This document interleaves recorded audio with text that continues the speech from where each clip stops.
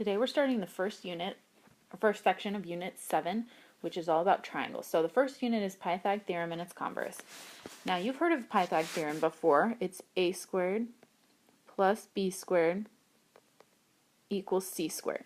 But what does that really mean? That means in a right triangle you have two legs, a and b, and a hypotenuse we call c. The hypotenuse is always opposite of the 90-degree angle. Remember, this little box means 90 degrees.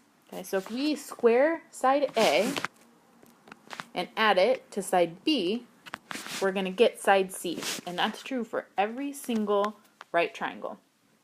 We have a little shortcut, what's called a Pythag triple. Pythag triples are numbers like 3, 4, 5,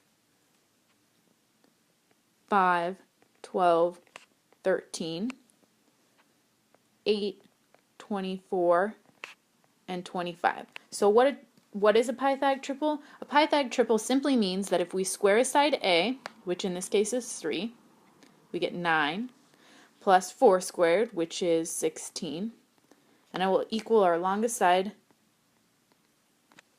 5 squared, which is 25. Okay, this checks out, which means it's a right triangle, and it's also a Pythag triple. Let's take two quick examples. The first is we're solving for side length x. Now side length x can be considered a or b. So we have x squared plus 9.4 squared equals 14 squared. X squared plus, now this is why you can use a calculator, because I don't expect you to do 9.4 squared in your head. 9.4 squared times 9.4 squared is 88.36. And that equals 14 squared. 14 squared is 196. Subtract 88.36 onto the other side. We get x squared equals 107.64. Now to get rid of this x squared and just make it x, we take the square root of both sides. Square root of x squared is just x. Square root of 107.64 is 10.32. Check this on your calculator to make sure you know how to take the square roots of those numbers. Now our directions say we want it to the nearest tenth, which means we actually need to rewrite this as 10.4. Our next problem asks for the answer in radical form. So we're solving for x, which is one of the legs. So we have x squared plus 8 squared equals 12 squared. Leaves us with x squared plus 64 equals 144. Subtract 64 onto the other side. X squared equals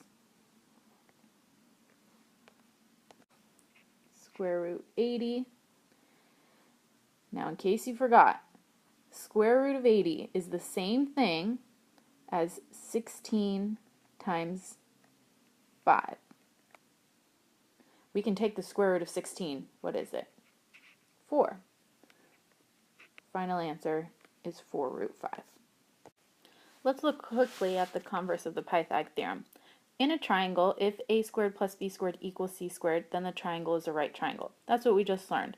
So what the converse says is that if we have three side lengths, say 10, 24, and 26, we can plug them into the equation up top and see if they do, the left side does in fact equal the right side. If it does, then we know it's a right triangle. So the setup for this would be, we know that 26 is the biggest number. So if it is a right triangle, that would have to be the hypotenuse. So it has to go on the right side of the equation. That has to be our c value. Then we take our other values, 10 squared plus 24 squared, and put them on the left side of the equation. 10 squared is 100. 24 squared is 576. And 26 squared is 676. 100 plus 576 is 676. And that does in fact equal 676. That checks, which means yes, it is a right triangle. Now let's say here in this problem number 2, we have side lengths 6, 8, and 11. No triangle is drawn, but that's okay. We can still check it. We have 6 squared plus 8 squared equals 11 squared. That's what we're checking. Does that, in fact, equal 11 squared? 6 squared is 36. 8 squared is 64. 11 squared is 121. Left side of the equation, 36 plus 64 is 100. That does not equal 121. Therefore, it is not a right triangle. Now let's look here at the bottom of this slide. We know that a squared plus b squared equals c squared. Well, what if, in fact, c squared is greater than a squared plus b squared? Well, it turns out this is an obtuse triangle. If c squared is less than a squared plus b squared, then in fact we know it's an acute triangle. So not only can you tell me if something's a right triangle, you can also tell me if it's obtuse or acute. In this triangle with side lengths 5, 12, and 15, let's determine if it's acute, obtuse, or right. So if it is in fact a right triangle, this is our c value because it's the largest. So we can go ahead and set up 5 squared plus 12 squared equals 15 squared. 5 squared is 25, 12 squared is 144, 15 squared, 225. 25 plus 144 is 169. It does not equal 225. So is this triangle obtuse or acute? Well, this was our c value here, along with a and b. And our c value is in fact greater than our a squared plus b squared value, which makes this triangle obtuse. Our final problem is an application question. Thor is 125 feet directly below Superman. Directly below Iron Man. Directly to the east of Iron Man, 500 feet away, is Loki. That forms a right angle because we have something directly below and directly to the east. Which superhero is closer?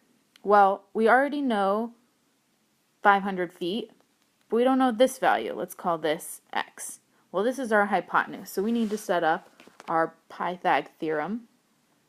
125 squared plus 500 squared equals x squared. On the left, we'll get 265,625 equals x squared, and that's 125 squared plus 500 squared. To solve for x, we take the square root of both sides. Square root of the left side is 515.4. So that equals our hypotenuse. That's the distance of Thor. So Thor is 515.4 feet away. Iron Man is 500 feet away. So which superhero is closer to capturing Loki?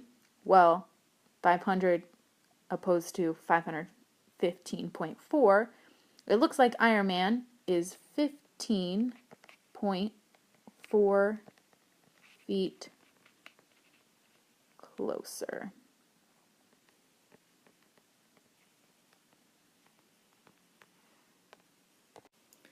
These notes will be considered done and full credit when you do the problem that starts Mr. Kelly is 125 feet directly north of Mr. Brust, and include a few notes about what you've learned, summarize what you've learned in this summary section at the end of this page.